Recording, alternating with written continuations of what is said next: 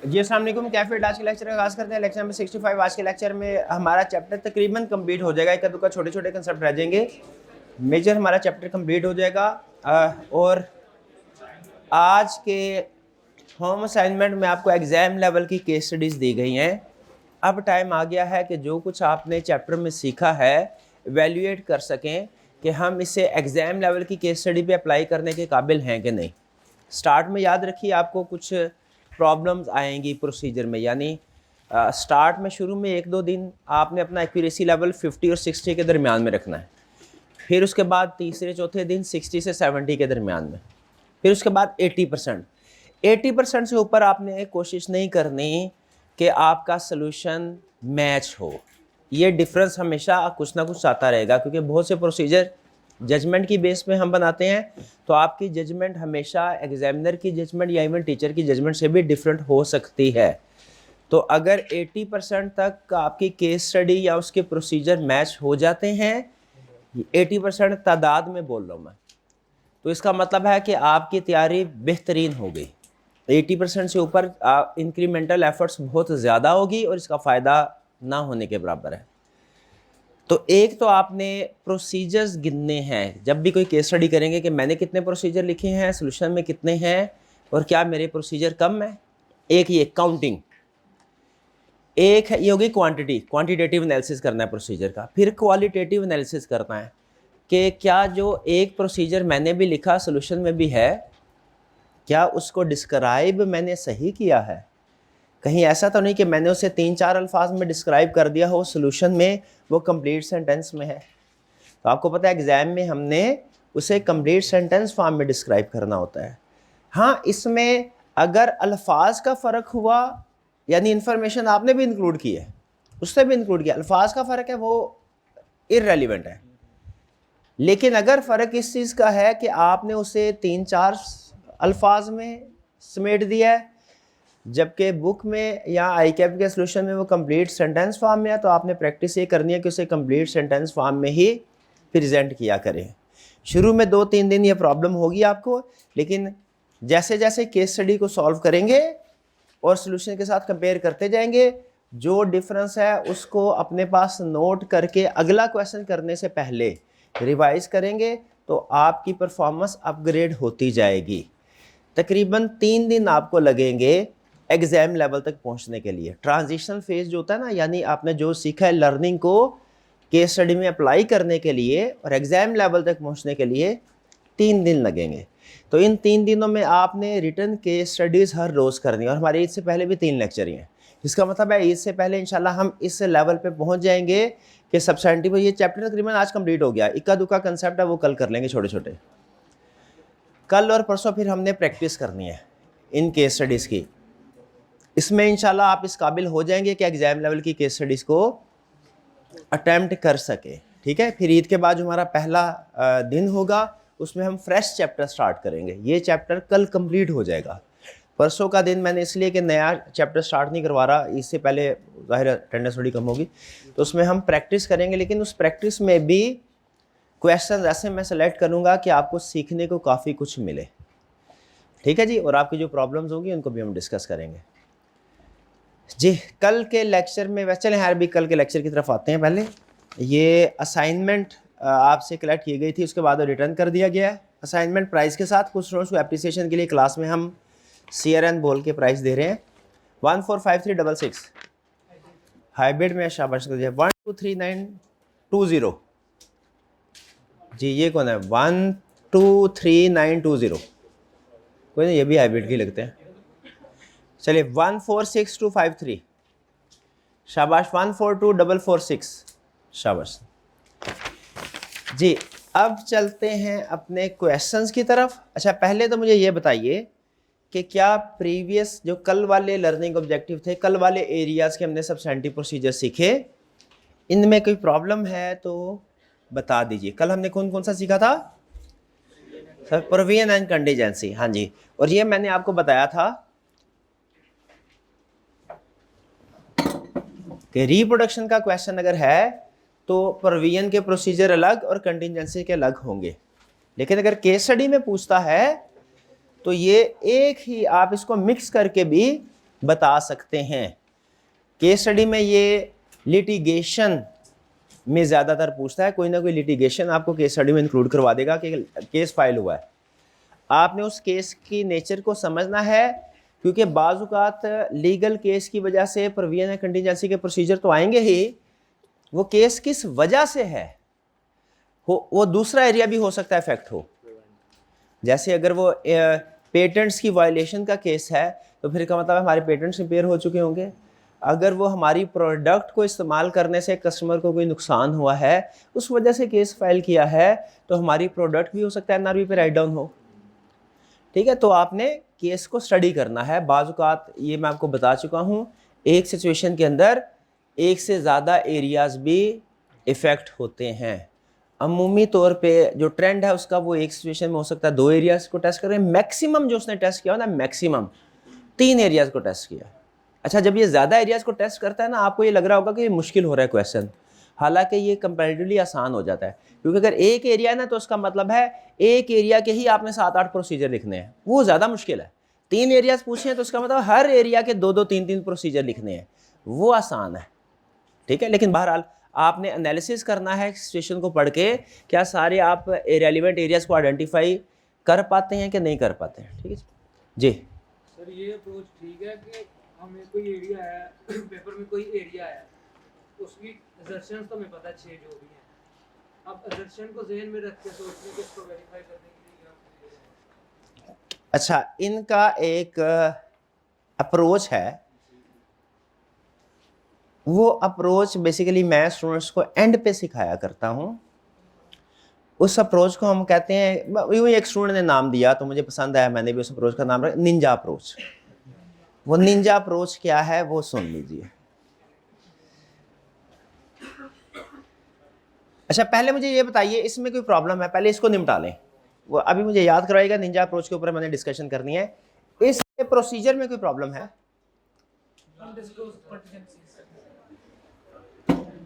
कौन सा point? Number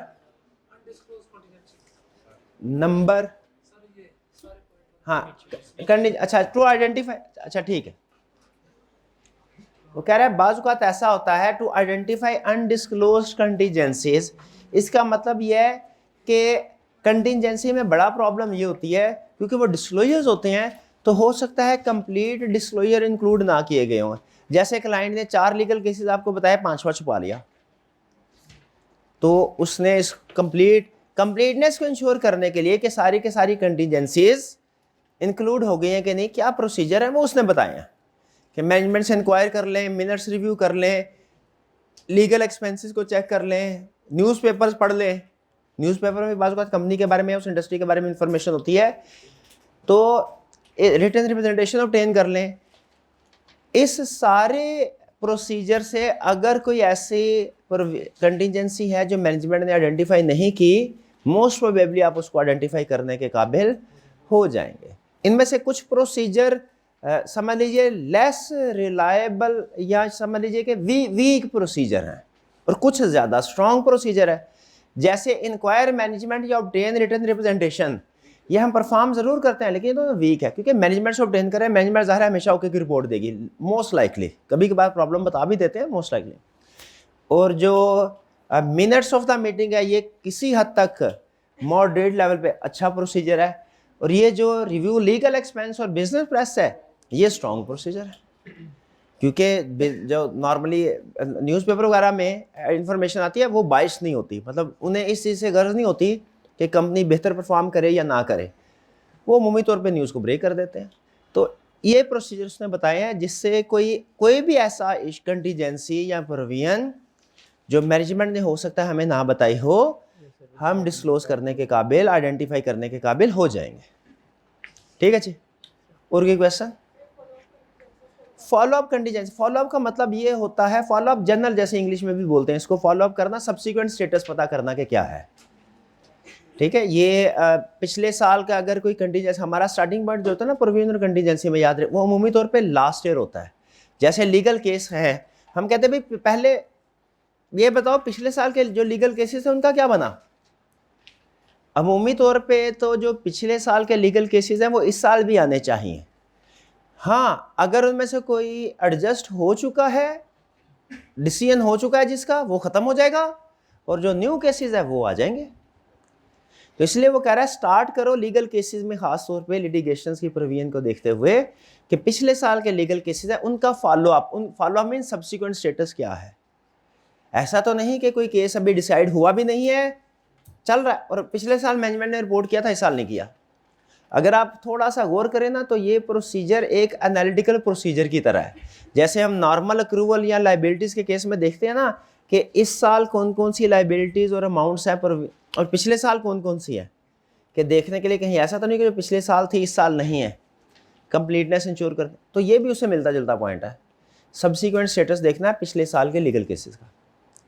और इसी तरह एक और कंसेप्ट भी है, इस साल का भी सब्सिक्वेंट स्टेटस देखना है। पिछले साल का सब्सिक्वेंट, पिछले साल जो लीगल केसेस थे उनका सब्सिक्वेंट स्टेटस ये देखना है कि इस साल में उनका फैसला हो चुका है कि नहीं। अगर हो चुका है तो हमारी लिस्ट से निकल जाएंगे, लेकिन इस साल के जो लीगल केसेस है उनका अगले साल क्या डिसीजन हुआ वो हम देखें, क्योंकि वो एडजस्टिंग इवेंट होता है हमारा।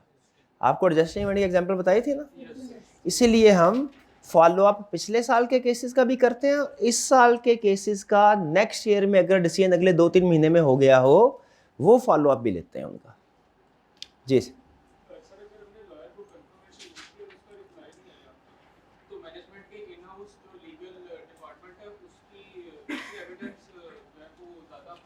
अच्छा, इन्होंने क्वेश्चन ये पूछा है कि अगर लॉयर को कंफर्मेशन लेटर सेंड किया और उसका जवाब नहीं आया तो क्या करेंगे। याद रखें, कंफर्मेशन वाले चैप्टर में हम स्टडी करेंगे। कंफर्मेशन अमूमी तौर पे 4 पार्टीज़ को भेजी जाती है, डेटर्स को, क्रेडिटर्स को, बैंक को, लॉयर्स को। फिर इसके बाद फर्दर डिस्कशन में वो बताता है कि डेटर और क्रेडिटर को आप सैम्पल बेस पे भेजें, वो इतनी अहम नहीं है। अगर सैम्पल बेस पे भेजें और अगर जवाब नहीं आता अल्टरनेटिव प्रोसीजर परफॉर्म करें। लेकिन बैंक्स और लॉयर्स के केस में वो कहता है ये ज़्यादा सेंसिटिव है, क्योंकि इनकी इन्फॉर्मेशन जो वहाँ से मिलती है ना वो मोर सेंसिटिव है, और अमूमी तौर पे जो ये इन्फॉर्मेशन बताते हैं वो किसी और सोर्स से मिलना मुश्किल होता है। इसीलिए बैंक्स को और लॉयर्स को सैम्पल बेस पे कंफर्मेशन लेटर नहीं सेंड किया जाता, 100% सेंड किया जाता है। सैम्पलिंग बैंक्स या लॉयर के केस में नहीं। और दूसरा, अगर इनमें से किसी का जवाब ना आए तो हमने अमूमी तौर पे अल्टरनेटिव प्रोसीजर पे नहीं जाते, बल्कि क्लाइंट से कहते हैं हमें इनसे जवाब लेके दीजिए। अगर नहीं भेज रहे हम खुद इनसे मिलने चले जाते हैं प्रैक्टिस में। तो ये जो अल्टरनेटिव प्रोसीजर की हम अक्सर बात करते हैं, डेटर और क्रेडिटर्स के तो होते हैं, बैंक्स और लॉयर्स के नहीं होते। इनसे हमने इन्फॉर्मेशन ऑब्टेन करनी ही करनी है। ठीक है, नहीं, मैनेजमेंट के इंटरनल, इनका क्वेश्चन ये है अगर एक्सटर्नल एविडेंस अवेलेबल ना हो, क्या सिर्फ मैनेजमेंट के इंटरनल एविडेंस पे रिलाई कर सकते हैं। देखिए, इंटरनल एविडेंस को ऑब्टेन कर सकते हैं आप, वो मना नहीं किया स्टैंडर्ड ने, लेकिन सोलली उनके इंटरनल एविडेंस पे रिलाई करना इससे मना किया उन्होंने कहा इसको आप मैनेजमेंट का एविडेंस ऑब्टेन जरूर करें, लेकिन चूंकि वो लेस रिलायबल होता है ना, रिलायबिलिटी की हमने कंडीशन में पढ़ा था चैप्टर 3 में, तो आपने इसको इसके साथ अदर रिलायबल एविडेंस जरूर ऑब्टेन करना है। सिर्फ मैनेजमेंट का एविडेंस सफिशिएंट एप्रोप्रिएट एविडेंस नहीं होता। ठीक है, तो अगर हमें एक चीज़ मैनेजमेंट के इंटरनल, जैसे उनका क्वेश्चन ये है कि सर अगर इंटरनल लॉयर जो है मैनेजमेंट का एम्प्लॉई है, उसने एक बात कर दी, ठीक है, तो क्या हम उस पर रिलाई कर सकते हैं। सिर्फ नहीं, हमने उसके बाद अदर प्रोसीजर्स भी लाजमी परफॉर्म करने हैं, उससे भी इंक्वायरी करेंगे, रिप्रेजेंटेशन इंटरनल वाले से भी ले लेंगे, लेकिन कंप्लीटली रिलाई नहीं करना, आपने अदर एविडेंस भी ऑब्टेन करना। क्लियर। और कोई क्वेश्चन। जी,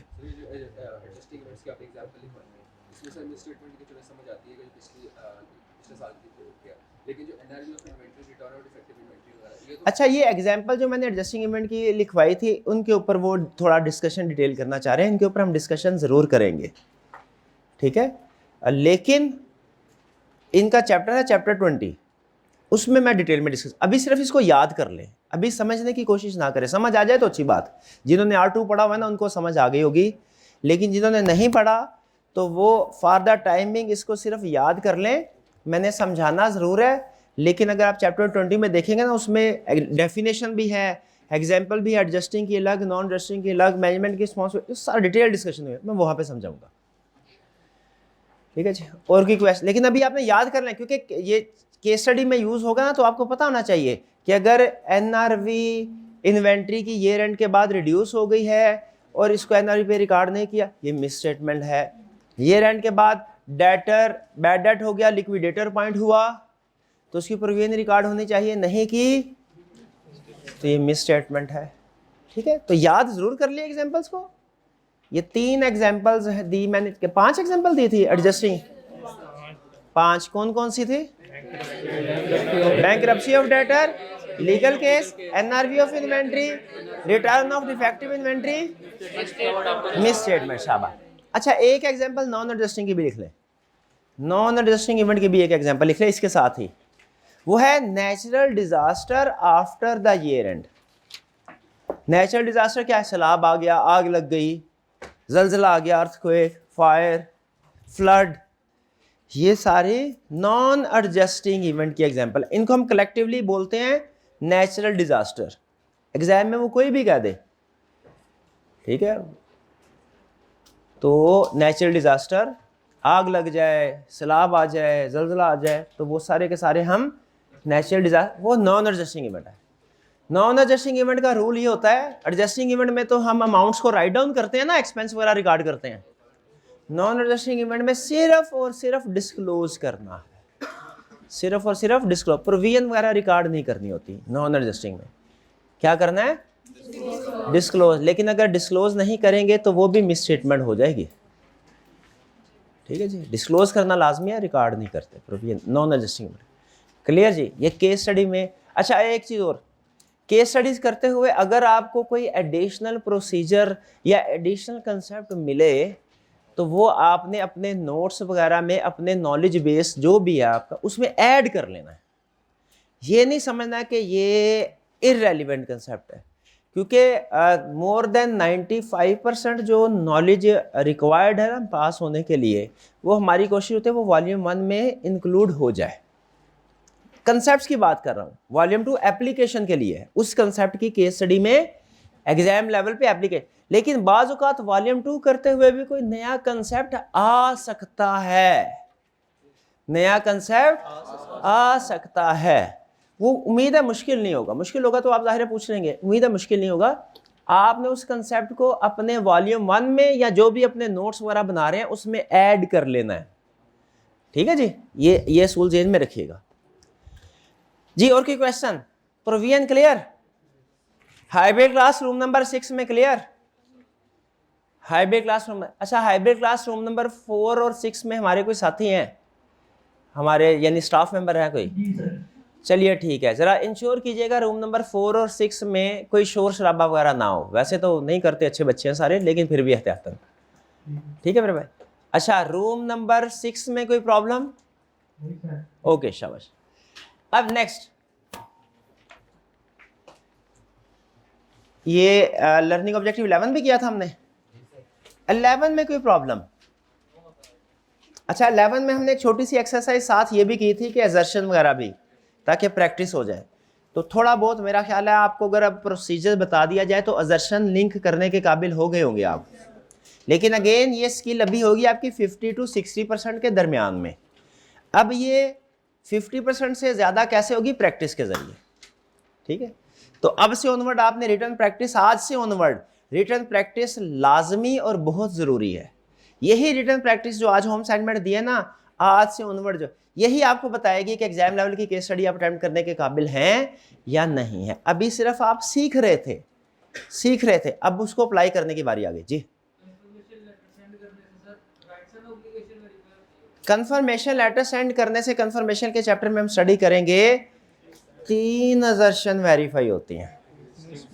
एग्जिस्टेंस भी वेरीफाई होती है, कंप्लीटनेस भी वेरीफाई हो। जवाब आ गया तो इसका मतलब है कोई डेटर था तो उसने जवाब दिया है ना।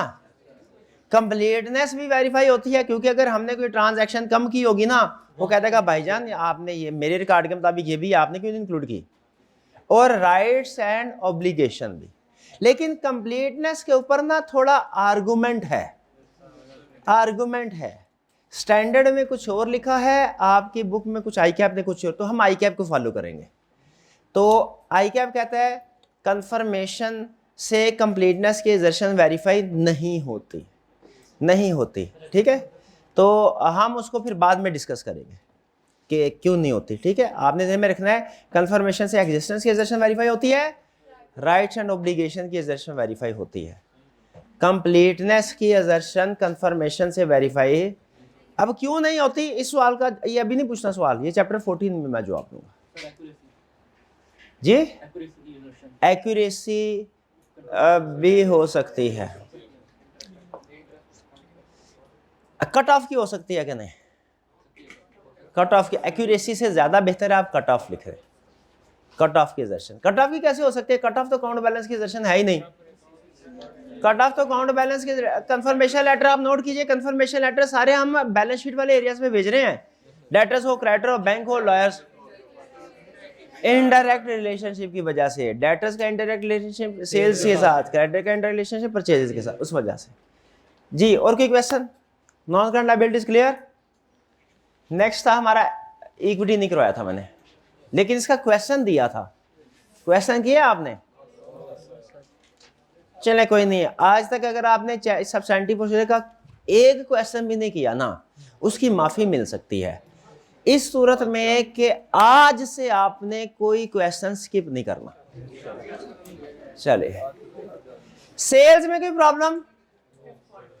Fifth point, scan ledger for unusual debit and credit. Sales account में देखिए अनयूजुअल किसे कहते हैं, जो बड़ी या छोटी अमाउंट का हो, मतलब हटके, थोड़ा हटके, अनयूजुअल आइटम। ठीक है, तो अगर अनयूजुअली लार्ज आइटम है तो वो भी मिस क्लासिफिकेशन, अनयूजुअली स्मॉल है वो भी मिस क्लासिफिकेशन। अब ये अनयूजुअल आइटम क्या होती है ना, ये केस टू केस वेरी करता है। जैसे अगर सेल्स का एरिया ना क्रेडिट का, इसमें डेबिट आइटम्स अनयूजुअल है, ऐसे ही है ना, सेल्स डेबिट तो नहीं होती। परचेजेस का एरिया डेबिट का है, इसमें क्रेडिट आइटम अनयूजुअल है। तो अनयूजुअल क्या है, ये केस टू केस वेरी करता है। हमने ये देखना है कि अनयूजुअल आइटम्स जो भी हो वो इंडिकेट करती है मिस स्टेटमेंट को। इसी तरह रिपेयर एक्सपेंस में वेरी लार्ज अमाउंट अनयूजुअल है, वो मिस स्टेटमेंट हो सकती है कि मिस क्लासिफिकेशन है, कहीं ऐसा तो नहीं। फिक्स एसेट डिस्पोज किया था रिकॉर्ड होगी। फिक्स एसेट के एरिया में स्मॉल अमाउंट अनयूजुअल है, रिपेयर एक्सपेंस तो इधर क्लासिफाई हो गया। सैलरीज के टी अकाउंट में अगर 12 की बजाय 13 ट्रांजैक्शंस हैं, तो जो 13वीं ट्रांजैक्शन महीने के दरमियान में हुई है ये अनयूजुअल है, क्योंकि सैलरीज और रेंट एक्सपेंस अमूमी तौर पे 12 महीने 12 एंट्रीज होंगी और वो स्टार्ट ऑफ द मंथ या एंड ऑफ द मंथ होंगी, दरमियान में नहीं होती। सैलरी या रेंट दरमियान में अमूमी तौर पे नहीं होते। तो ये सारी एग्जांपल जो मैंने आपको दी है कौन सी थी, अनयूजुअल आइटम्स की। तो हम हर एरिया में आपको ये मेरा हाल प्रोसीजर नजर आएगा, शायद हम प्रैक्टिकली हर एरिया में परफॉर्म करते हैं। टी अकाउंट को स्कैन करते हैं कि इसमें कोई अनयूजुअल आइटम तो नहीं है, लेकिन अनयूजुअल की डेफिनेशन क्या होगी ये डिपेंड करता है उस अकाउंट के ऊपर। किसी अकाउंट में डेबिट अनयूजुअल है, किसी में क्रेडिट अनयूजुअल है, किसी में लार्ज अमाउंट अनयूजुअल है, किसी में स्मॉल अमाउंट अनयूजुअल है। वो डिपेंड करता है आप किस एरिया, नेचर को सामने रख के फिर आपने स्कैन करना उसको। क्लियर जी? और कोई क्वेश्चन? Sales clear. परचेजेस में कोई प्रॉब्लम? परचेज में भी कोई प्रॉब्लम नहीं, ये तो बिल्कुल सेल्स के ही स्टाइल पे था, उसी का लेवल। जैसे डेटर और क्रेडिटर भाई हैं तो सेल्स और परचेजेस भी भाई हैं, बिल्कुल ऐसे। क्लियर? आगे चलें अब। अच्छा, आगे चलने से पहले वो निंजा अप्रोच मैं आपको बताया। देखिए, अमूमी तौर पे जब हम स्टूडेंट को कहते हैं कि एक लिस्ट ये है, एक लिस्ट ये है, ये दोनों आपने याद करने हैं। कुछ पॉइंट्स कभी कभार ऐसे होता है, हो सकता है सेम हो, तो स्टूडेंट क्या करते हैं, वो जो सेम पॉइंट्स होते हैं उनको याद कर लेते हैं और कहते हैं सर अगर पहला सवाल पूछा पहली लिस्ट में से तो भी मैं सेम वाले को आंसर कर दूंगा, जो दूसरी लिस्ट में से सवाल पूछा तो भी सेम वालों को आंसर कर दूंगा। समझ रहे? कभी कभार दो कंसेप्ट है, एक कंसेप्ट को हम कह देते हैं ए, एक को कह देते हैं बी। जैसे एरियाज हैं, एक एरिया ए, एक एरिया बी। अब इतने एरियाज पढ़ के आपको पता चल गया होगा कुछ प्रोसीजर होते हैं जो एक एरिया और दूसरे एरिया के डिफरेंट है, कुछ प्रोसीजर ऐसे भी होते हैं सेम है। स्टूडेंट क्या करते हैं, कहते हैं सर हम जो सेम वाले प्रोसीजर है वो याद कर लेते हैं, स्कैन, लेजर, रिकनसाइल रिकॉर्ड, तो जो भी वो एग्जाम में पूछेगा एरिया हम ये लिख देंगे। ये अप्रोच गलत है, क्योंकि एग्जामिनर की कोशिश होती है और एग्जामिनर ने मार्क्स भी इस चीज़ के रखे होते हैं कि जब उसने कोई एरिया पूछा है ना तो आप उसके स्पेसिफिक प्रोसीजर पहले बताएं। जनरल वाले यानी जो फ्रीक्वेंटली परफॉर्म होते हैं वो भी बताएं, वो भी ठीक है, लेकिन पहले प्रायोरिटी किसको दे, स्पेसिफिक प्रोसीजर्स को, फिर उसके बाद जनरल वाले की बारी। उसके मार्क्स अमूमी तौर पे कम, स्पेसिफिक प्रोसीजर का 1 नंबर है तो जनरल का शायद आधा होगा, ये आपने कर दिया, ठीक है। लेकिन तो आपने स्पेसिफिक प्रोसीजर पढ़े भी होंगे, जाहिर है याद भी किए कुछ ना कुछ, मतलब आपके जहन में भी होंगे। निंजा अप्रोच बेसिकली ये है कि एग्जाम में अगर आप जाएं और प्रोसीजर आपको कोई भी जहन में ना आ रहा हो, फर्ज किया सबको, ऐसा होता नहीं है वैसे, लेकिन फर्ज किया सब कुछ भूल गए। बाज़ औक़ात ऐसा होता है आखिरी महीने में खुदा ना खास्ता घर में कोई प्रॉब्लम हो सकती है, समटाइम कुछ स्टूडेंट कहते हैं सर वो कोई फैमिली मेम्बर की शादी वगैरह थी उस वजह से तैयारी नहीं कर सके, तो ऐसी सिचुएशन में कहते हैं बजाय ये कि पेपर छोड़ा जाए जाके अटैम्प्ट करके आए। फर्ज कीजिए उधर गए और सब्सटेंटिव प्रोसीजर को आप पूरा महीना एक दिन भी नहीं पढ़ सके। अब आपको कुछ एग्जाम में, ये रेयर सिचुएशन हर स्टूडेंट के साथ नहीं होती, जहन में रखिएगा, रेयर, या बाज़ औक़ात ऐसा होता है कि कोई उसने ऐसा एरिया दे दिया जो आपने कभी पढ़ा ही नहीं, या तो पढ़ा है और बिल्कुल ही भूल गए, या कभी पढ़ा ही नहीं, या मे भी रेयर केस में वो हो सकता है बुक में भी ना हो, उसने कोई हट के एरिया दे दिया। तो क्या करेंगे, ऐसी सिचुएशंस को हैंडल करने के लिए निंजा अप्रोच है। किस सिचुएशन को, कि एग्जाम में कोई ऐसा एरिया आ गया जो या तो आपने कभी सारी ज़िंदगी पढ़ा ही नहीं, या पढ़ा है लेकिन 100% भूल गए, तो क्या करना है उसके निंजा अप्रोच के, उसके लिए निंजा अप्रोच वो क्या है, आपने कंसेप्चुअली चलना है।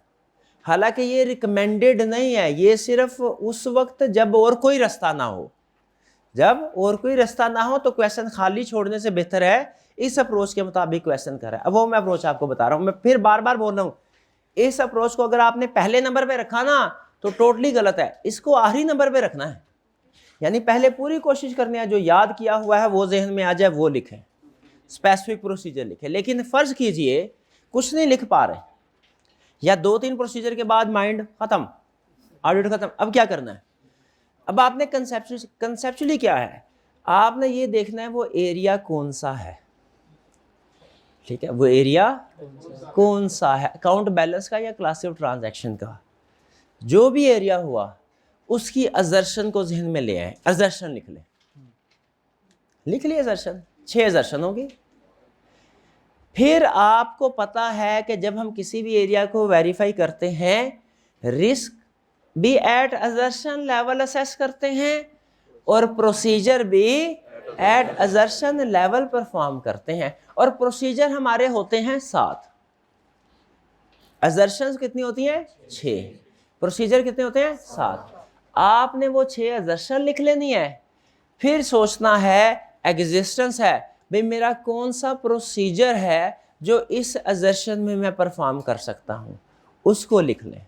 फिर अगली अजर्शन पे जाए, भाई मेरा कौन सा प्रोसीजर है जो एक्यूरेसी वैल्यूएशन एलोकेशन के लिए यूज़ हो सकता है, मेरा कौन सा प्रोसीजर है जो राइट्स एंड ऑब्लिगेशन में, यानी अजर्शन स्टैंडर्ड क्या होगा, अजर्शन लिखनी है और आपने 7 प्रोसीजर में से एक एक करके सोचना है इस अजर्शन पे कौन सा प्रोसीजर लग सकता है, इस पे कौन सा, 1-2 जितने भी लग सके वो आप लिखते जाए, ठीक है। ये लेकिन होगा अंधेरे में तीर चलाने के बराबर, इनमें से कुछ तीर आपके निशाने पे लग जाएंगे, कुछ नहीं लगेंगे, लेकिन खाली छोड़ने से बेहतर है इस अप्रोच के मुताबिक आप क्वेश्चन अटेम्प्ट कर रहे हैं, छोड़े ना, ठीक है। फ़र्ज़ कीजिए अब ये इस अप्रोच से प्रैक्टिस में इसी तरह होता है, कोई भी एरिया हो उसकी अजर्शन लिखी जाती है और फिर 7 में से जो जो रेलिवेंट हो वो हम प्रोसीजर लिखते जाते हैं। लेकिन प्रैक्टिस में चूंकि हमें पता होता है कंफर्म कि इससे रिलेटेड प्रोसीजर ये है, इससे रिलेटेड प्रोसीजर ये है, तो वो तो एक्यूरेट होते हैं क्लासिफिकेशन, एग्जाम में हो सकता है कुछ आपके प्रोसीजर ठीक हो, कुछ में भी ठीक ना हो। तो निंजा अप्रोच समझ आ गई आपको? क्या कोई भी एरिया आ गया, जैसे अब बैलेंस शीट का आ जाता है, फिक्स एसेट का आ जाता है, प्रॉपर्टी प्लांट इक्विपमेंट का, अब मैंने बिल्कुल मेरे जहन से निकल गया, तो क्वेश्चन छोड़ने से बेहतर क्या है, अजर्शन लिख दें। हर अजर्शन का अपनी जजमेंट की बेस पे एक एक लिखते हैं, ठीक है। पेरोल का आ गया, अब पेरोल मुझे नहीं याद, पेरोल यानी सैलरीज एक्सपेंस कैसे वेरीफाई करना है, तो याद किया था भूल गया, बिल्कुल बिल्कुल जहन में नहीं आ रहा, तो क्वेश्चन छोड़ने से बेहतर क्या है, निंजा अप्रोच क्या है, जो भी एरिया है उसकी रेलिवेंट अजर्शन लिखें और जो 7 प्रोसीजर आपने याद किए हुए हैं वो एक एक दो दो करके हर एक के साथ जोड़ते जाएं कि यहाँ पे कौन, अभी आपकी जजमेंट होगी कि इसमें कौन सा प्रोसीजर रेलिवेंट है, इसमें कौन सा प्रोसीजर रेलिवेंट। खाली छोड़ने से बेहतर है इस तरीके से कर आए, ठीक है। हाँ जी, इसमें तकरीबन आपके मेरा ख्याल है आधे के प्रोसीजर ठीक होंगे और आधे जो है वो हो सकता है गलत हो, लेकिन ज़ाहिर है जहाँ पे कुछ भी नहीं आता वहाँ पे बेहतर यही है। लेकिन पहली कोशिश क्या करनी है कि बार बार पढ़ें इसको और जो पढ़ा हुआ है आपने उसके मुताबिक ही लिखें। हाँ बिल्कुल सोच के लिख सकते हैं। अब जैसे जैसे आप सोचते जाएंगे, यानी जितना आपका रेलिवेंट नॉलेज अच्छा होगा आप अच्छे प्रोसीजर बनाते जाएंगे। लेकिन ये अप्रोच फिर बार बार कह रहा हूँ, ये एंड पे कुछ स्टूडेंट कहते हैं सर ये आसान है, इसमें तो हमें कोई भी प्रोसीजर पढ़ने की भी ज़रूरत नहीं है, तो हम इसी के मुताबिक करेंगे। नहीं होंगे, इससे एग्जाम लेवल का क्वेश्चन नहीं होगा। चलिए अब हम चलते हैं इक्विटी। ये अब आपको अंदाजा हुआ होगा कि असर्शन का और प्रोसीजर का आपस में क्या लिंक होता है।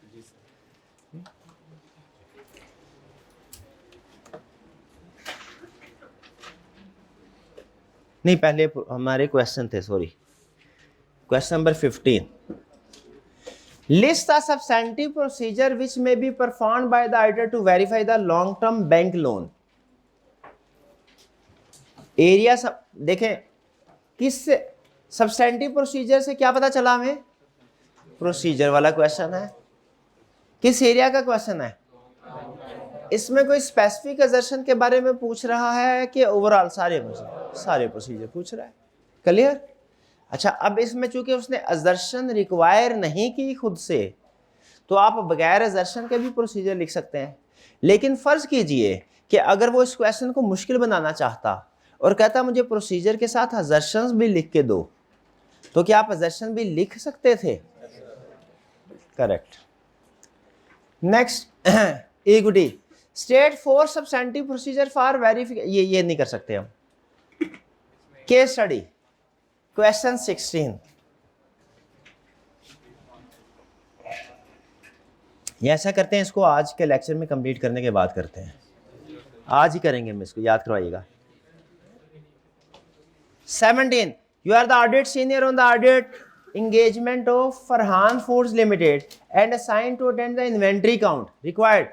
State the procedure to be performed during the final audit in relation to cut-off assertion for sales and purchases. Cut-off assertion बतानी है, इसका मतलब है हमने सारे प्रोसीजर नहीं बताने, उसने सेल्स और परचेज में सेल्स का इधर से मिल जाएगा, परचेजेस का परचेज वाले एरिया में से, लेकिन दोनों का तरीकाकार सेम है। यानी उसने जहां पे लिखा ना perform cut off test on sales, उसके बाद आगे एक्सप्लेन किया कैसे परफॉर्म होगा। Select a sample of good. अब चूंकि सेल रिकॉर्ड होती है गुड डिस्पैच नोट की बेस पे, तो इसमें जो हमारा अहम डॉक्यूमेंट होगा जिसको हमने बेस बनाना है वो गुड डिस्पैच नोट होगा। गुड डिस्पैच नोट का सैंपल स्लाइड किया just before and after year and, यानी कुछ 31 दिसंबर के एंड पे, कुछ 30 दिसंबर 31 दिसंबर की जीडीएन सेलेक्ट कर लिए और कुछ 1 जनवरी 2 जनवरी के जीडीएन सेलेक्ट किए, और ये देखा कि क्या उनकी ट्रांजैक्शन रेलिवेंट ईयर में ही हुई है। जैसे 31 दिसंबर तक जितने भी जीडीएन है उनकी सेल इसी साल रिकॉर्ड होनी चाहिए, और 1 जनवरी और 2 जनवरी के जितने भी जीडीएन है उनकी सेल नेक्स्ट है। लेकिन क्लाइंट क्या करता है सेल्स को ओवरस्टेट करने के लिए, 1 एंड 2 जनवरी के जो जीडीएन होते हैं इस समय रिकॉर्ड करता है। वो यही हम देख रहे हैं, इस साल के जीडीएन अगले साल ना जाए, अगले साल के जीडीएन इस साल में। ठीक है, and compare with dates of recording in sale journal, यानी जो जीडीएन की डेट है उसको जो सेल जर्नल में रिकॉर्डिंग हुई है, यानी टी अकाउंट में रिकॉर्डिंग हुई है जर्नल लेजर ट्रायल, उसकी डेट के साथ कंपेयर करेंगे। नॉर्मली जीडीएन की डेट और सेल जर्नल की डेट सेम होनी चाहिए। जिस दिन गुड्स डिस्पैच की उसी दिन सेल रिकॉर्ड होनी चाहिए ना, तो जीडीएन की डेट और रिकॉर्डिंग की डेट क्या होनी चाहिए? सेम। इसी तरह परचेजेज में क्या बोलेगा कि जीआरएन की डेट, उधर उधर उधर अहम डॉक्यूमेंट्स क्या होगा? जीडीएन नहीं जीआरएन, जीआरएन की डेट और रिकॉर्डिंग की डेट सेम होनी चाहिए। एक बल्कि एक छोटी सी केस स्टडी थी 2 नंबर की, उसने कहा कि गुड डिस्पैच नोट जो है वो 2 दिन के बाद रिकॉर्ड होते हैं। सिस्टम ऐसा है कि गुड डिस्पैच नोट 2 दिन के बाद रिकॉर्ड होते हैं।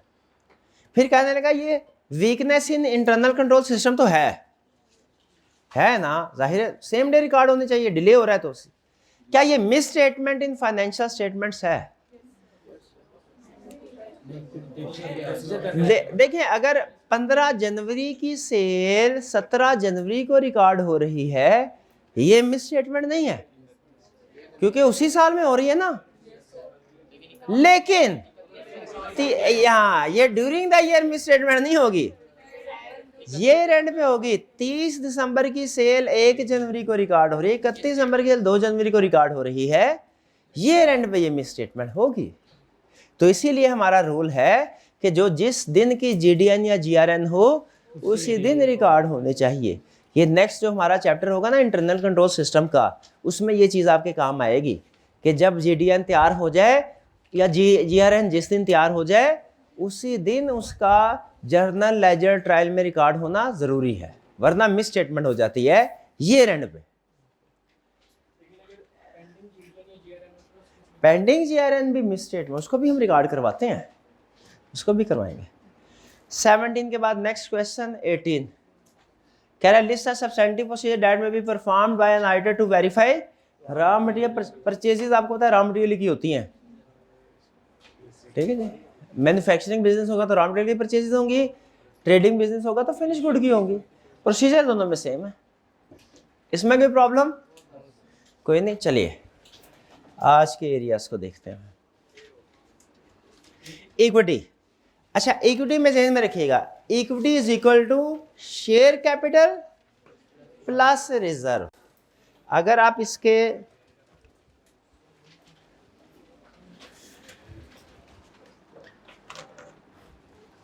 कंप्लीट एनालिसिस करें ना तो इक्विटी में शेयर कैपिटल भी आएगा, रिजर्व भी आएंगे। रिजर्व 2 तरह के होते हैं, कैपिटल भी जनरल भी। दोनों में फर्क का पता है ना, काउंटिंग में सिखाते होते हैं। लॉ में हम सिर्फ एक चीज सीखते हैं, लेकिन काउंटिंग में ज्यादा डिटेल में सीखते होंगे आप कि जनरल रिजर्व डिविडेंड के तौर पे डिस्ट्रीब्यूट कर सकते हैं, ये हर साल का प्रॉफिट है। एक्यूमुलेटेड प्रॉफिट भी इसको बोलते हैं, रिटेन्ड अर्निंग भी बोलते हैं। और capital reserve, capital share capital नहीं, कैपिटल रिजर्व, इसको आप डिविडेंड के तौर पे डिस्ट्रीब्यूट नहीं कर सकते। ये होता है जैसे शेयर इशू किए तो premium on issue of shares capital, या शायद अब मुझे पता नहीं काउंटिंग के पॉइंट ऑफ व्यू से सही एग्जांपल है कि नहीं, लेकिन लीगल पॉइंट ऑफ व्यू से सही एग्जांपल है revaluation on surplus of revaluation surplus, ये भी कैपिटल रिजर्व है। काउंटिंग में भी कैपिटल रिजर्व में आता है। हाँ शाबाश, ठीक है। तो ये एग्जाम में आपने सबसे अहम चीज देखनी है, उसने आपसे प्रोसीजर किसके पूछे हैं। समटाइम वो सिर्फ जनरल रिजर्व के पूछता है कि डिविडेंड पे किया, इसके प्रोसीजर बताओ, वो सिर्फ इस वाले हिस्से से रिलेट करते हैं। समटाइम कहेगा शेयर प्रीमियम अकाउंट को कैसे वेरीफाई करोगे, वो बताओ, सिर्फ कैपिटल के बताने। समटाइम कहेगा share capital during the year issue किया है, उसके प्रोसीजर बताओ, उसके बताएंगे। लेकिन अगर उसने कहा शेयर कैपिटल प्रीमियम पे इशू किया है तो शेयर कैपिटल भी प्रीमियम, कि भैया ये डिविडेंड के तौर पे डिस्ट्रीब्यूट ना करना, इसको अलग से। और अगर वो आपसे कहे इक्विटी के प्रोसीजर बताओ, फिर सारे बताएंगे। इसमें यही चीज़ काम की है। बाकी तकरीबन कंसेप्ट आपने काउंटिंग में या कंपनी लॉ में स्टडी किए होंगे, लेकिन बहरहाल रिपीट तो हम करेंगे। तो देखिए, इक्विटी में उसने शेयर कैपिटल में डिवाइड किया और रिजर्व में डिवाइड किया। रिजर्व में उसने कैपिटल और रेवेन्यू को उसने कहा अलग अलग करो, और जो डिविडेंड डिस्ट्रीब्यूट हुआ ड्यूरिंग द ईयर उसके प्रोसीजर अलग कर दिए। यानी ये वाले प्रोसीजर हर तरह के रिजर्व के लिए, कैपिटल है या रेवेन्यू, और ये वाले प्रोसीजर डिविडेंड यानी रेवेन्यू रिजर्व से रिलेट करते हैं। रेवेन्यू रिजर्व का काम यही होता है, डिविडेंड के तौर पे डिस्ट्रीब्यूट करना। तो क्या कह रहा है, सबसे पहले agree authorise share capital as per memorandum and issued share capital as per register of share holder with financial statement. यानी कह रहा है जो आपने रजिस्टर करवाया ना, ये जो डॉक्यूमेंट्स है ना हमारे मेमोरेंडम और रजिस्टर ऑफ शेयर होल्डर, ये लीगल डॉक्यूमेंट्स है जो हर कंपनी ने मेंटेन करने होते हैं। तो आपने कंपनी के केस में पता होगा, एक होता है ऑथोराइज शेयर कैपिटल, एक होता है issued share capital. Issued share capital तो बैलेंस शीट में कंफर्म हो जाता है कितना कैश है, कितना इशू किया है। ऑथोराइज शेयर कैपिटल जो रजिस्टरिंग डॉक्यूमेंट्स होते हैं ना कंपनी के, मेमोरेंडम और आर्टिकल्स ऑफ एसोसिएशन, उनसे कंफर्म होता है। For new share capital issue, अगर वो क्वेश्चन में कहता है during the year new share capital issue हुआ है, तो कंपनी का जो शेयर कैपिटल इशू करना होता है ना, इसके ऊपर बहुत सी लीगल रिक्वायरमेंट्स होती हैं। कहता है review minutes of board of director meeting to confirm authorisation. देखो बोर्ड ऑफ डायरेक्टर्स ने अप्रूवल दी थी ऑथोराइजेशन की, कि ये इशू की, कि कितना शेयर कैपिटल इशू करना चाहिए, उससे मैच करो। ये तो नहीं, ऑथोराइजेशन होगी जरूर, असल चीज ये देखनी है अगर उन्होंने 200 मिलियन के अप्रूवल दिया इशू करने की, 300 मिलियन तो इशू नहीं कर दिया। Inspect cash book and bank statement for evidence of cash received from issues of shares, कि जो शेयर इशू किए उनका कैश आ गया कि नहीं आ गया, कैसे पता चलेगा कैश आया कि नहीं? बैंक स्टेटमेंट में देख लो, कैश बुक में भी एंट्री होगी, बैंक स्टेटमेंट में। बैंक स्टेटमेंट के ज्यादा अहम है। इंस्पेक्ट सपोर्टिंग डॉक्यूमेंट, जैसे प्रॉस्पेक्टस, आपको पता है जब कभी शेयर इशू करने होते हैं मुमकिन तौर पे प्रॉस्पेक्टस शेयर इशू करते हैं, या कुछ केसेस में प्रॉस्पेक्टस के अलावा और डॉक्यूमेंट होती हैं। तो हम देखेंगे प्रॉस्पेक्टस पढ़ के पता चले वाकई जेन्युइननेस है। सपोर्टिंग डॉक्यूमेंट इस केस में ये होगी, recalculate split of proceeds between nominal value of share and premium discount. फिर अब ये कंपनी अकाउंट में आपने शायद ये FR1 में पढ़ लिया होगा कि जब शेयर इशू होते हैं तो कैपिटल जो क्रेडिट होता है ना शेयर, वो फेस वैल्यू से होता है। अगर डिस्काउंट या प्रीमियम पे शेयर इशू किए गए हैं तो वो अलग रिकॉर्ड होता है। ऐसा ही है, यही वो कह रहा है कि अगर शेयर डिस्काउंट पे इशू किए हैं तो डिस्काउंट को अलग रिकॉर्ड करो, प्रीमियम पे किए हैं तो यानी अगर 10 रुपए का शेयर 12 रुपए पे इशू किया तो cash debit share capital credit 12 रुपए से एंट्री नहीं करनी, कैश 12 से होगा, शेयर कैपिटल 10 से होगा, और 2 से शेयर प्रीमियम। कह रहा है अलग अलग करो। और इसी तरह डिस्काउंट की वाइस वर्सा है। Next, review the disclosures of share issue to ensure they are in accordance with. ये डिस्क्लोजर आपको पता है जो शेयर इशू किए हैं उनके डिस्क्लोजर्स इंक्लूड होने चाहिए। जैसे कोई हमने अगर रिलेटेड पार्टीज को इशू की है वो अलग डिस्क्लोजर है, डायरेक्टर्स वगैरह को इशू किए हैं उसका डिस्क्लोजर, जो भी स्टैंडर्ड रिक्वायर करता है। ठीक है, अगर कोई कैश के अलावा शेयर इशू किए हैं उनका अलग डिस्क्लोजर। लॉ में ये रिक्वायरमेंट है कि अगर आप शेयर कैश में या अदर देन कैश इशू करते हैं उनका बाइफर्केशन देनी होती है। रिजर्व में obtain schedule of all reserve, ये रिजर्व का शेड्यूल आपने काउंटिंग में बनाया हुआ है जिसे आप बोलते हैं statement of changes in equity. ये उस शेड्यूल की बात कर रहे हैं यहाँ पे। उस शेड्यूल से क्या मुराद है? Obtain schedule of all reserve, statement of changes in equity. देखो उसमें आपको सारे रिजर्व की लिस्ट भी मिल जाती है, चाहे कैपिटल हो चाहे रेवेन्यू, कि वो सिर्फ रेवेन्यू का होता है, दोनों तरह के रेवेन्यू का। विद ओपनिंग बैलेंस होता है, उसमें एडिशन होती है, डिलीशन यानी जो ट्रांसफर हुए, और क्लोजिंग बैलेंस भी आ रहा होता है। Agree movement with supporting document and authorisation of all movement, यानी उस रिजर्व में जो चीजें ऐड हो रही हैं और जो लेस हो रही हैं बैक एंड में बोर्ड ऑफ डायरेक्टर की अप्रूवल होती है। आपको पता है ना, वो बोर्ड ऑफ डायरेक्टर डिसाइड करते हैं भाई इस साल के प्रॉफिट में से 100 मिलियन ये जनरल रिजर्व में डाल दो, ठीक है, 50 मिलियन डिविडेंड के तौर पे कर दो। तो ये हर मूवमेंट की, यानी जो मूवमेंट हम बोलते हैं डेबिट या क्रेडिट को, उसकी अप्रूवल होगी, अप्रूवल चेक करनी है। Ensure that legal requirements lending reserve have been complied. कौन सी लीगल रिक्वायरमेंट्स? कि शेयर प्रीमियम क्या करना है या डिविडेंड का क्या करना है। लीगल रिक्वायरमेंट ना कंपनी लॉ में लिखी हुई है कि अगर आप डिविडेंड अनाउंस करते हैं तो 10 वर्किंग डेज में पे करना है। फिर डिविडेंड जनरल रिजर्व में से पे करना है। जो कैपिटल रिजर्व है, शेयर प्रीमियम वगैरह, उसको डिविडेंड डिस्ट्रीब्यूशन के लिए यूज नहीं करना। लीगल रिक्वायरमेंट्स की कंप्लायंस देखेंगे। और रेवेन्यू रिजर्व और कैपिटल रिजर्व को अलग अलग दिखाना है। ये काउंटिंग में भी बल्कि रिक्वायरमेंट है। For dividend distributed during the year, जो डिविडेंड डिस्ट्रीब्यूट हुआ, देखो बोर्ड ऑफ डायरेक्टर्स की और जनरल मीटिंग शेयर होल्डर की अप्रूवल होगी कि नहीं। Recalculate dividend as percentage of issued share. Dividend जो इशू हुआ है उसको रिकैलकुलेट करके देखो कि सही हुआ कि नहीं। ऐसा ही है। ओके, नहीं मुझे वो याद आया, एक शेयर, वो वैसे एक इन्वेस्टर का एक ग्रुप था, तो उसको मैंने ज्वाइन किया। तो उसमें एक इन्वेस्टर, एक कंपनी के शेयर खरीदे थे एक बंदे ने। फेस वैल्यू थी 10 रुपये, उसने ख़रीदा था कोई शायद 130 के लगभग, मुझे एग्जैक्ट याद नहीं है, 130 का।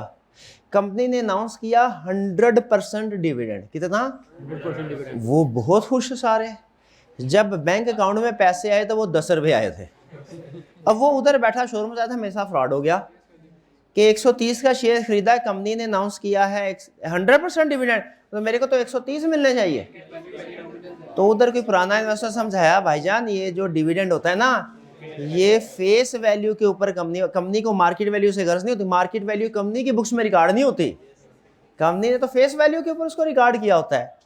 ठीक है, तो कंपनी जब कभी डिविडेंड 10%, 20%, 50%, 100% अनाउंस करेगी तो किस बेस पे? Face value. तो यही वो ऑडिटर को भी कह रहा है कि आपने भी जब जितना डिविडेंड 50% अनाउंस हुआ है ना, तो वो इशूड शेयर कैपिटल की वैल्यू की बेस पे कैलकुलेट करना है, मार्केट वैल्यू की बेस पे नहीं करना। फिर कह रहे हैं ensure that payment return made out of distributable profit. Payment distributable profit से करनी है डिविडेंड की, कैपिटल से नहीं करनी। ये एक स्कैम होता है अगर आप डिविडेंड की पेमेंट कैपिटल में से करें। ठीक है, ये एक स्कैम होता है। डिविडेंड की पेमेंट किससे करनी है? प्रॉफिट में से, कैपिटल में से नहीं करनी। कैपिटल रिजर्व को भी यूज नहीं कर सकते। फिर ensure that payment in accordance with prescribed legal time 10 working days. Company law जिन स्टूडेंट्स ने पढ़ा उनको पता होगा कि जब डिविडेंड अनाउंस हो जाए 10 वर्किंग डेज के अंदर पे करना होता है। Ensure zakat and withholding tax have been deducted from dividend payable. ज़कात और विदहोल्डिंग टैक्स डिडक्ट करना होता है। कितना विदहोल्डिंग टैक्स है टैक्स में पड़ा होगा? 15% है। चलिए, तो इसमें फाइलर नॉन फाइलर का फर्क नहीं आता, वो भी आ गया अब, बट ठीक है। ठीक है, इंश्योर अनपेड या unclaimed dividend is adequately counted for. अच्छा ये बताइए काउंटिंग के एक्सपर्ट, अगर कंपनी ने डिविडेंड डिक्लेयर कर दिया लेकिन कुछ लोग उसको अभी क्लेम नहीं किया, उन्होंने वसूल नहीं किया, वो कंपनी की अदर इनकम में आएगा या करंट लाइबिलिटीज में? लाइबिलिटी में आएगा। करेक्ट। तो वो कहते हैं उसको एडिक्वेट। भाई क्लियर? इन प्रोसीजर में कोई प्रॉब्लम? एग्जाम में बस ये जहन में रखना है कि वो हमसे कौन से प्रोसीजर पूछा है। जैसे अभी आपका टेस्ट हो जाए, क्वेश्चन 15 कह रहा है स्टेट 4 सब्सटेंटिव, ज्यादा नहीं सिर्फ 4, for verification of share premium account appearing in statement of financial position, 2 number के साथ। अब ये देखें 4 प्रोसीजर 2 नंबर, एक प्रोसीजर के कितने? आधा नंबर हाफ है। अच्छा, तो मैं ऐसा करता हूं, मैं ये वाले प्रोसीजर लिखता हूं, ये नहीं करने। कौन से वाले करने हैं? ये रिजर्व वाले। हाँ, ये अगेन थी भाई, हो सकता है किसी एक में 2 प्रोसीजर कंबाइन कर दिए गए हों, और फिर हो सकता है share premium, obtain schedule of reserve, agree. हाँ, ये तो 2 आ गए ना। ऑब्टेन शेड्यूल अलग प्रोसीजर हो गया, और agree movement with supporting document, ये 2 हो गया। और थर्ड वाले में भी 2 हैं। हाँ, एक ही है, लेकिन ये एक के 2, ये 2 सेंटेंस है ना, ये अलग आ जाएगा, और ये वाला एग्री के बाद अलग आएगा। नेक्स्ट कौन सा है जी हमारा? पेरोल। पेरोल कौन सा एरिया? पेरोल मतलब सैलरी शीट। सैलरीज को वेरीफाई करते हुए सबसे अहम डॉक्यूमेंट कौन सा बनता है? पेरोल शीट, जिसे सैलरी शीट कहते हैं। ये तो आपने टैक्स में सैलरी कैलकुलेट करना सीखी होगी, ऐसा ही है। जिसने टैक्स का पेपर अटेम्प्ट किया हुआ है, पास होना ना होना अलग बात है, अटेम्प्ट, और उसमें सैलरी की कैलकुलेशन की है, टैक्स की calculation, tax on salaried person, उसके लिए रिपीट ही हो रही है बातें सारी। कह रहा है पेरोल में agree total of payroll sheet with financial statement. जो पेरोल शीट में टोटल आ रहा है 12, कितनी पेरोल शीट्स होंगी? 12 होंगी भैया। महीने में एक होगी, साल में तो 12 होगी।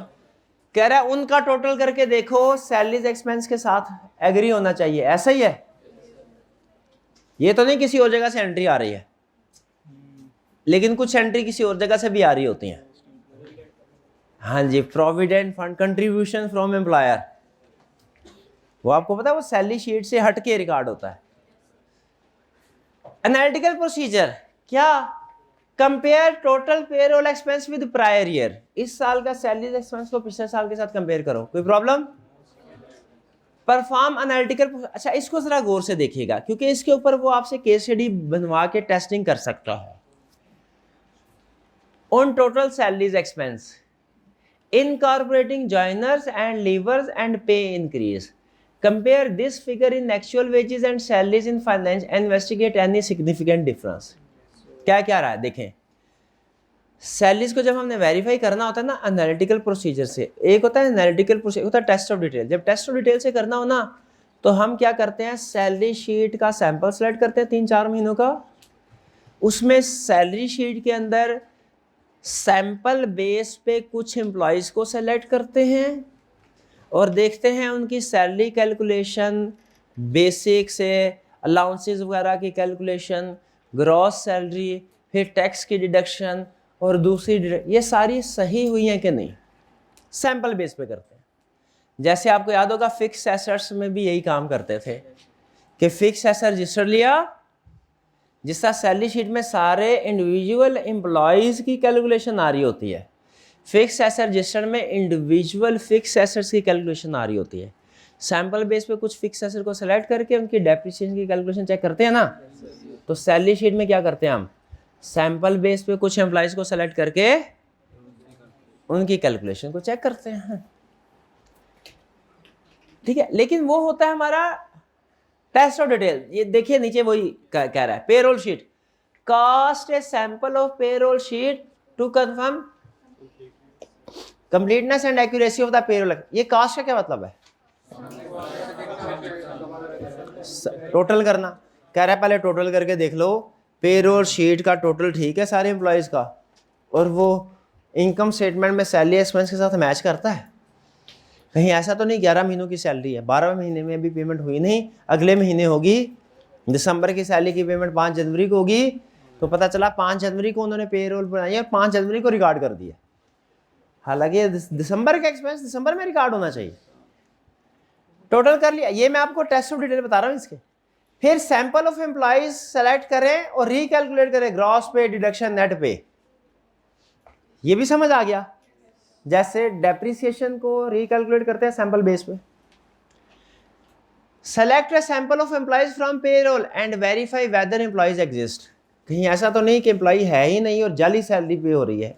सैलरी में सबसे बड़ा फ्रॉड ये होता है, थर्ड वाला, एम्प्लॉयज घर बैठा होगा या कहीं एग्जिस्ट ही नहीं करता, ठीक है। बाज़ औक़ात ऐसे फ्रॉड भी सामने आते हैं, वो दूर दराज के किसी इलाके में स्कूल है, उसमें स्टाफ की सैलरी भी पे हो रही होती है, स्टूडेंट से फीस भी आ रही होती है, लेकिन आपको पता है सरकारी स्कूल में फीस होती है 50, 60, 100, लेकिन 1000, तो हर महीने पता चला 15 लाख सैलरी जा रही है फॉर एग्जांपल, और हर महीने 25-30 हज़ार स्टूडेंट से फीस आ भी रही है। वेरिफिकेशन करने के लिए गए, पता चला वहाँ पे ना स्कूल, ना टीचर, ना स्टूडेंट, वो चौधरी साहब की कुछ गाय भैंसे हैं वो उधर बंधी हुई हैं। समटाइम ऐसा पूरे का पूरा स्कूल, हमारा रिस्क होता है घोस्ट एम्प्लॉइज का, फेक एम्प्लॉइज, वो को पूरे का पूरा स्कूल ही घोस्ट था। समटाइम ऐसा भी होता है, एम्प्लॉइज तो फिर छोटी बात है जी। हाँ जिन्नात पढ़ते होंगे, हाँ हो सकता है। तो ये कह रहा है कि ये चेक करो पेरोल में एम्प्लॉइज जिनको पेमेंट हो रही है एग्जिस्ट करते हैं कि नहीं। फिर select a sample of newly appointed staff, इस साल जो नया स्टाफ आया है वो देखो बाकायदा अप्रूवल के मुताबिक आया कि नहीं। And verify their salaries with appointment letter. लेकिन एनालिटिकल प्रोसीजर क्या है, अहम चीज ये सीखने वाली है, ये सुन लें। हम दो तरह के एनालिटिकल प्रोसीजर परफॉर्म कर सकते हैं सेल लिस्ट पे। पहला हम देखें कितने एम्प्लॉयज काम कर रहे हैं, एक एम्प्लॉय की सैलरी कितनी है, एक एम्प्लॉय की सैलरी कैलकुलेट करें और जितने एम्प्लॉयज ने काम किया है उसे मल्टीप्लाई कर दें। जैसे हम फैक्ट्री में हो, पता चले फैक्ट्री में हर एक की जो सैलरी है वो 40,000 है, फॉर एग्जाम्पल गवर्नमेंट ने मिनिमम 40,000 अगर डिसाइड किया तो 40,000 है, वो जितनी भी है यार, कंसेप्ट को फोकस किया करें, नंबर्स को छोड़ दिया करें। 40,000 है फॉर एग्जाम्पल। तो अब हमने एज ऑडिटर देखना है क्या 40,000 कितने वर्कर्स हैं भाई, 100 है। अगर तो पूरा साल 100 ही वर्कर हों तो सैलरीज कितनी होगी, कैलकुलेट करें। 40,000 इंटू 100 इंटू 12 भूल गए आप, ठीक है। लेकिन प्रैक्टिकली ऐसा होता नहीं है, प्रैक्टिकली कुछ नए भी आएंगे पुराने जाएंगे भी। अगर वो आपसे अब ये थोड़ी कैलकुलेशन कॉम्प्लेक्स होने वाली है, कहता है कि 40,000 पर मंथ सैलरी है एक वर्कर की, साल के शुरू में 100 वर्कर्स थे, इनमें से 10 वर्कर 1 अप्रैल को छोड़ गए और 15 वर्कर ने 1 अक्टूबर को ज्वाइन किया। करें कैलकुलेशन, करें ये एनालिटिकल करें। भाई मुझे ना फिगर खुद भूल जाती हैं, फिर से सुन लें, अब आप साथ साथ नोट करते रहें। स्टार्ट में 100 एम्प्लॉयज थे, हर एक की सैलरी पर मंथ थी 40,000, ठीक है 100। इनमें से 10 एम्प्लॉयज 1 अप्रैल को छोड़ गए 10, और 15 एम्प्लॉयज ने 1 अक्टूबर को ज्वाइन किया। 31 दिसंबर तक का सैलरीज एक्सपेंस कैलकुलेट करें। करें भाई, कर ले। यही है एनालिटिकल प्रोसीजर। क्या मुझे सिर्फ 100 से मल्टीप्लाई कर देना चाहिए कि ड्यूरिंग द ईयर जॉइनर और लीवर्स का इंपैक्ट ऐड करना चाहिए, ऐड लेस? हाँ जी, इसमें आप क्या करेंगे, इसमें आप पहले 3 महीने 100 एम्प्लॉयज की कैलकुलेशन करेंगे, अगले 6 महीने 90 एम्प्लॉयज की कैलकुलेशन करेंगे और अगले 3 महीने 105 की कैलकुलेशन करेंगे,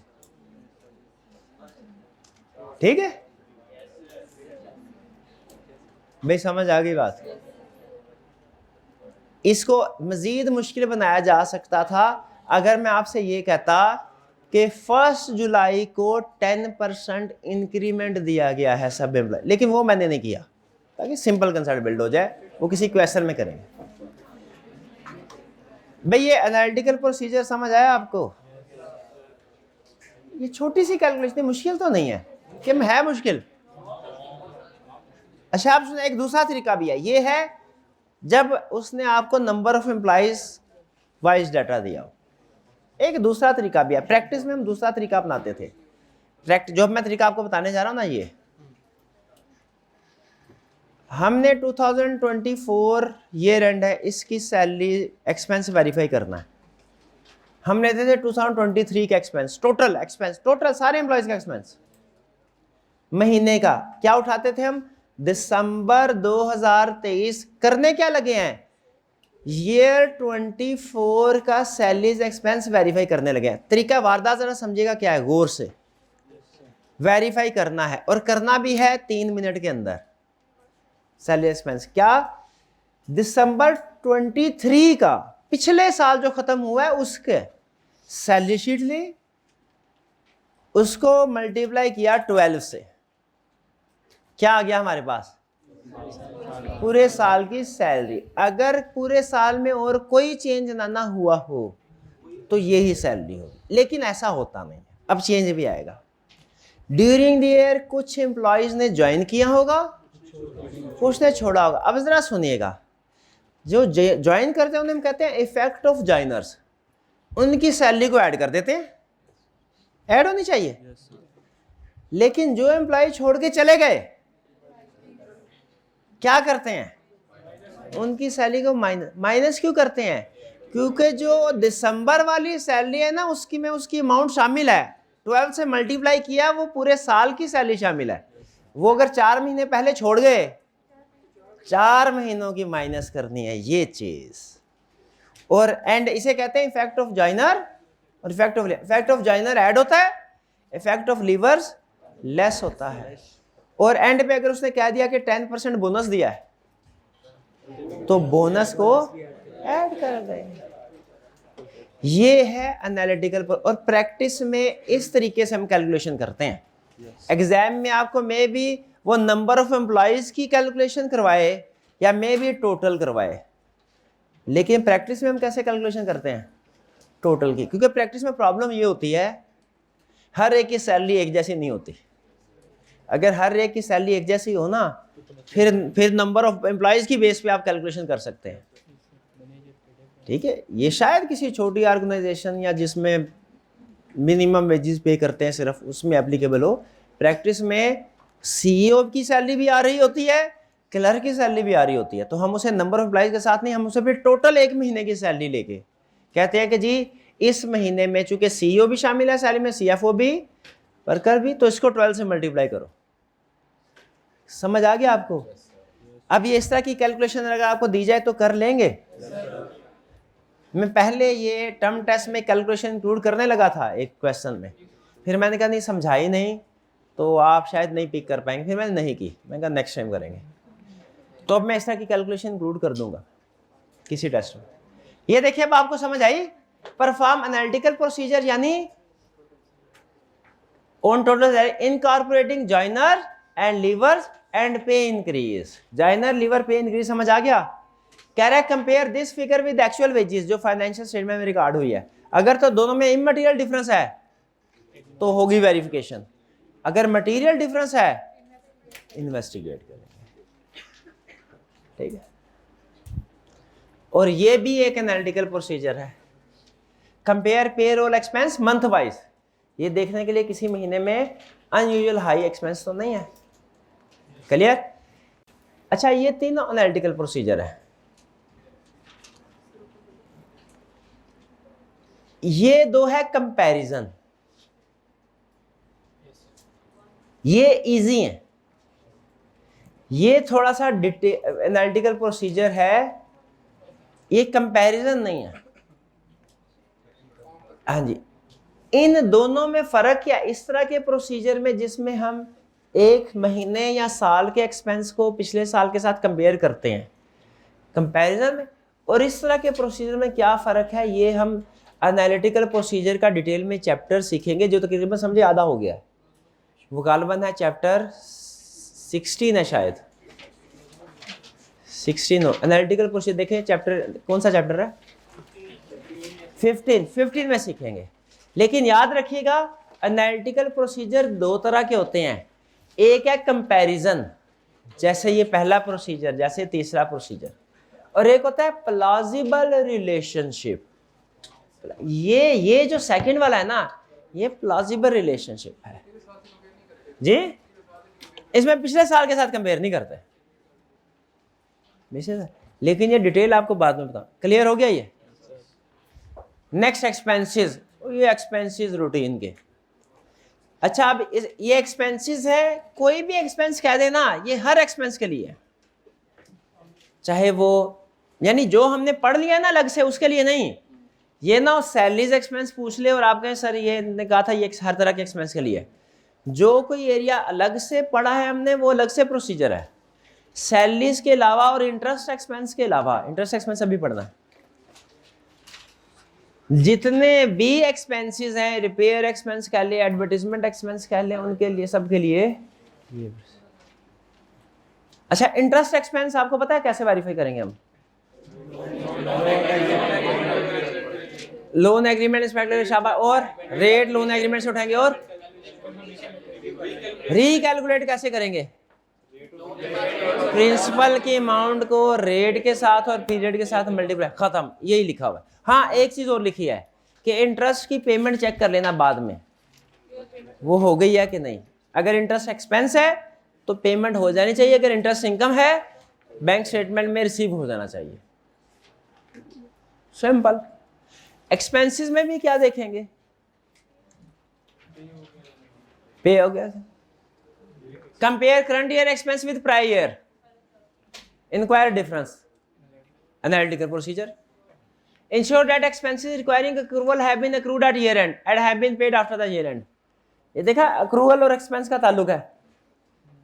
accrual वाले में हमने देखा था expense से relate करो, क्या आखिरी महीने का दिसंबर की expense इधर, expense वाले में क्या कह रहे हैं? accrual किसकी होगी? electricity expense है for example.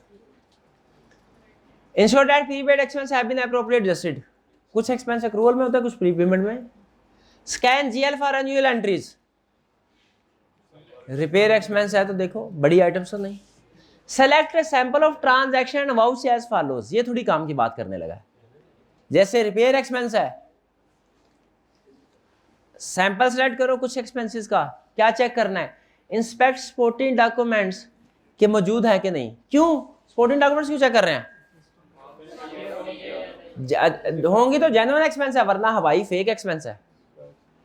अच्छा, आगे ये क्यों कह रहा है? ये अब आपकी ऑडिटिंग नॉलेज का इम्तिहान है। And ensure supporting documents are stamped as processed are paid, ताकि डुप्लीकेट पेमेंट ना हो जाए। एक सपोर्टिंग डॉक्यूमेंट की बेस पे 2-3 दफा पेमेंट ना हो जाए। चेक मैथमेटिकल एक्यूरेसी, एडलेस ठीक हुआ है। Inspect acknowledgement of receipt of good and services, हमारी ऑर्गेनाइजेशन में किसी बंदे ने वाकई रिसीव कर लिया कि नहीं गुड या सर्विसेज एक्सपेंस जो भी है, नहीं। Recalculate tax deducted. Inspect evidence of payment, कि जिस बंदे को पेमेंट की है उसने वसूल कर लिया कि नहीं। जैसे कॉलेज है फॉर एग्जांपल, तो इसमें डीजल वाले का बिल आ गया, हमने कहा ओहो इतना ज़्यादा बिल, ये हमने इतना जनरेटर में डीजल इतना गया भी है कि नहीं, कैसे पता चलेगा? हम उससे कहेंगे जितनी दफ़ा आपने डीजल यहाँ पे आप बिल में लिखा हुआ है 10 तारीख को, 15 तारीख को, 20 तारीख को फिल किया है, हमारे किसी एम्प्लॉई ने उस वक्त क्या आपको कोई रिसीविंग दी थी कि हाँ जी आपने इतना डीजल जो है वो डाल दिया जनरेटर में? वो साइन वो कह रहा है inspect acknowledgement of receipt of good and services, ये। और फिर जब हम उसको पेमेंट कर देंगे, महीने बाद पूरा बिल आया, तो उससे रिसीविंग ले लेनी है कि इधर लिख के जाओ कि आपने हमसे पेमेंट ले लिया है, कल को दोबारा ना। और फिर उस जो उसका बिल होगा उसके ऊपर लिख देंगे पेड, ताकि बिल दोबारा प्रोसेसिंग के लिए, डुप्लीकेट पेमेंट के लिए ना आए। अगली दफ़ा नए महीने का बिल आए, इसी महीने का बिल दोबारा ना आ जाए।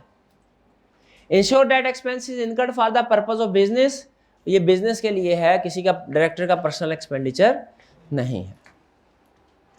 क्लियर? ये थे हमारे।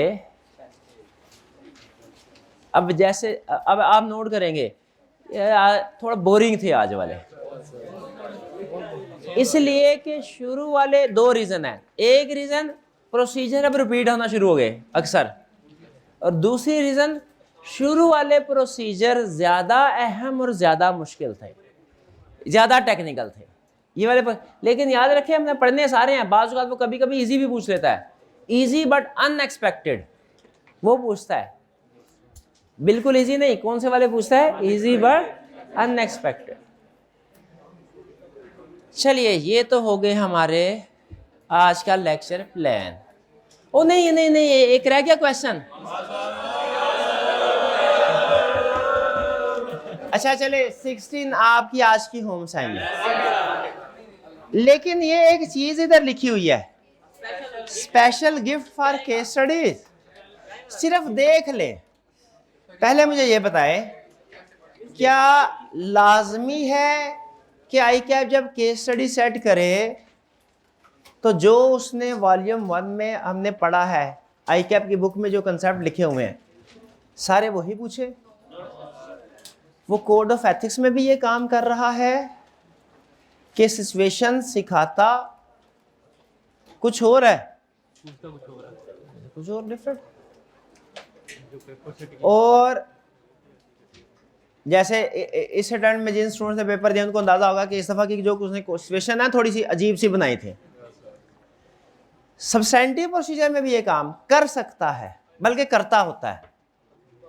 प्रोसीजर सिखा आई कैप क्या कहता है, देखो भाई मैं ये नहीं कि जो पढ़ाया वही पूछूंगा, बच्चे के कंसेप्ट भी करना चाहिए, मैं उसमें से भी पूछूंगा, लेकिन मैं जजमेंट को टेस्ट करने के लिए एक दो सवाल ऐसे भी सेट करूंगा पेपर में जो शायद कि क्वेश्चन किताब में नहीं, कंसेप्ट होंगे किताब में, उस तरह का क्वेश्चन नहीं होगा किताब में। अच्छा, ये हम टीचर इसको थोड़ा डिस्करेज करते हैं, हम इसको गलत समझते हैं।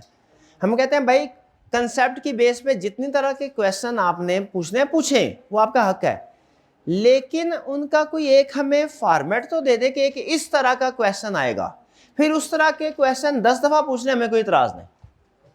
पता तो हो ना, जैसे हमें अगर पता है कि एमसीक्यू मैटर या अदर मैटर में से वो पैराग्राफ दे के भी ये कह सकता है कि इसमें से गलतियां निकालो, तो हम तैयार। अब जिस तरह की मर्जी गलतियां दे दे, पैराग्राफ भी जिस मर्जी सिचुएशन का दे दे, हमें सिर्फ एक पैराग्राफ भी दे देना कि इस सिचुएशन का ये पैराग्राफ, तो टाइप ऑफ क्वेश्चन को सामने रख के उस तरह की ज्यादा प्रैक्टिस कर सकते। लेकिन जब पता ही ना हो कि इस क्वेश्चन को किस तरीके से टेस्ट कर, वो थोड़ा मुश्किल हो जाता है हैंडल करना। लेकिन बहरहाल चांस है कि आई कैप ऐसे कर सकता है, कंसेप्ट वही होगा, ये बात उसकी ठीक होती है, कंसेप्ट वही होता है। लेकिन कहता है, जैसे इसकी एक क्लासिक एग्जांपल आपको देता हूं, ये जो हमने पढ़ा है ना लॉन्ग टर्म लोन का एरिया, ये पढ़ा है ना प्रोसीजर, जरा देखिए इसके असर्शंस हैं साथ, नहीं मिलेंगे, ठीक है, नहीं मिलेंगे। इसी तरह आई कैप के बुक में भी मैंने आपको बताया कुछ एरियाज की असर्शन है, कुछ नहीं। अब किया क्या एक पेपर में आई कैप ने, पूछा एरिया यही, लेकिन कहा मुझे असर्शन के साथ बताओ। क्वेश्चन असल में ये था, एरिया उसने खुद दे दिया था, असर्शन आगे पीछे कर दी थी, कहा था जरा असर्शन सही करो। अब प्रोसीजर खुद है ना जी, इस तरह का क्वेश्चन उसने पहले कभी नहीं पूछा, एक दो दफा पहले पूछा था, लेकिन वो असर्शन के लिहाज से नहीं, वो दूसरे एंगल से।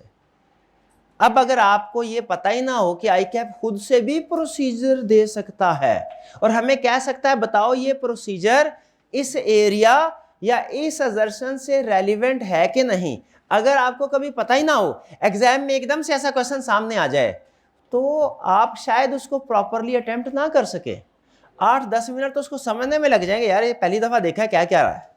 लेकिन अगर पहले से एक दो क्वेश्चन भी इस तरह के अटेम्प्ट किए हो ना, तो पता चल जाता है, ठीक है। इसीलिए याद रखिए सब्सटेंटिव प्रोसीजर में भी ऐसे वो कर सकता है कुछ, जैसे यहाँ पे पूरे प्रोसीजर्स में उसने कहीं पे आपको ये सिखाया है कि अगर आपकी इन्वेंट्री को आग लग जाए और इंश्योरेंस करवाई हो तो उस सिचुएशन में क्या प्रोसीजर परफॉर्म करना है, नहीं ऐसे एग्जाम में पूछता होता है, लेकिन यहाँ पे नहीं सिखाया। तो इस तरह के कुछ एरिया, इन शॉर्ट इस तरह के कुछ सिचुएशंस जो वो एग्जाम में पूछता होता है लेकिन बुक में नहीं है, हमने पास्ट पेपर से उनको इकट्ठा किया और एक सफ़ा, सिर्फ ज़्यादा नहीं, एक सफ़े में उसको एग्रीगेट कर दिया। वो पेज ये है, पेज, इसको हम बोलते होते हैं 1 पेजर, ठीक है। इसको मैं थोड़ा सा भी अपडेट करना है। ये देखिए इसमें क्या है, ये अभी स्प्रिंग 24 का, इसको मैं ऑटम 24 के मुताबिक अपडेट करके शेयर करूंगा आपके साथ, आज ही कर दूंगा, आज ही, क्योंकि केस स्टडीज है, मे भी इनमें से भी कुछ यूज होती हो। की audit procedure frequently tested in exam, जो बार अक्सर टेस्ट होते हैं, और अक्सर टेस्ट होते हैं, अहम ये नहीं है, बुक में नहीं है डायरेक्टली, ये अहम है, ठीक है। इनमें से कोई इनडायरेक्टली हो भी सकते हैं, लेकिन ये आपने इनको ख़ास तौर पे तैयार करना है। वारंटी के provision, legal case, insurance receivable, loss by fire या loss by flood, physical verification possible नहीं है, क्या करेंगे? बैंकरप्सी ऑफ स्पेसिफिक डेटर, सारे डेटर्स की नहीं प्रोविजन, स्पेसिफिक डेटर की bankruptcy. Stock count interim date पे किया है, stock held with third party पे क्या प्रोसीजर है, नहीं बताया उसने। Breach of loan agreement, bank के साथ जो लोन एग्रीमेंट किया था, बैंक लोन के प्रोसीजर हैं, उस लोन की वायलेशन हो जाए, उसके नहीं है। फॉरेन करेंसी ट्रांजैक्शन रिसीवेबल कैसे वेरीफाई करना है। इसी तरह non current asset held for sale, reconciliation, impairment, ये इसके सारे प्रोसीजर। तो ये आपने क्या करने हैं, इनको याद करना है। यानी ये समझ लीजिए एक पेज ऐसा है जो आपने चैप्टर सिलेबस में एग्जाम में टेस्ट करता है, बुक में नहीं है, ये लाजमी याद करना है। ये क्या है, ऑप्शनल लाजमी। ये आप आज शाम को मैं आपके साथ शेयर कर दूंगा, ठीक है जी। अगर मैं भूल जाऊं शेयर करना व्हाट्सएप पे, हाँ, तो वो जब आपको लेक्चर प्लान शेयर करता हूं ना, उस पर कमेंट में याद करवा दीजिए। क्लियर जी, कोई क्वेश्चन? चलिए आज का लेक्चर यहाँ पे खत्म करते हैं हम। असाइनमेंट जरूर करनी है, असाइनमेंट लाजमी रिटर्न आज की।